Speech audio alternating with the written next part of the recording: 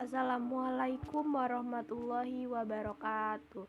Wilujeng enjing sadayana Bapak Ibu guru anu kusim abdi dipika hormat sareng sadaya rerencangan anu kusim abdi dipika nyaah. Khususna siswa kelas 12 nu dipika cinta. Langkung tipayun urang sanggakeun puji sareng syukur ka Allah Subhanahu wa taala nu parantos masihan waktos ka urang sadayana dugi ka tiasa patepang rarai dina ieu acara. Alhamdulillah urang tiasa kempel di ieu tempat dina kaayaan sehat walafiat. Para hadirin anu kusim kuring dipika hormat. Dina ieu waktos abdi bade ngadugikeun kumaha pentingna hirup sehat kanggo urang sadayana. Urang sadaya kudu atawa wajib ngajaga lingkungan sareng awak sorangan sangkan dijauhkeun tina sagala panyakit.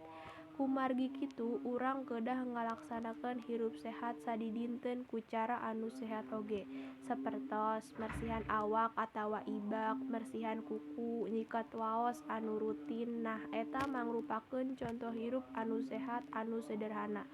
Conto sanesna deui, lamun di lingkungan sakola nyaeta urang kedah mikeun sampah kana tempatna.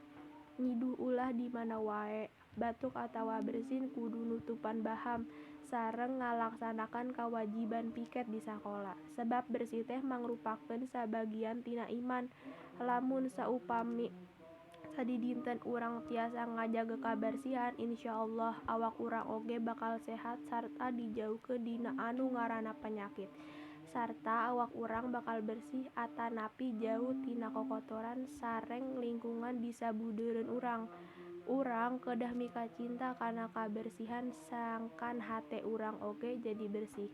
Hadirin sadayana, rupina cekap sakitu nu kapihatur biantara singket ti SIM abdi. Bilih aya basa anu kirang antep, seureuna tanapi kecap anu kirang meureunana, larapna mugi kersa ngahapunten.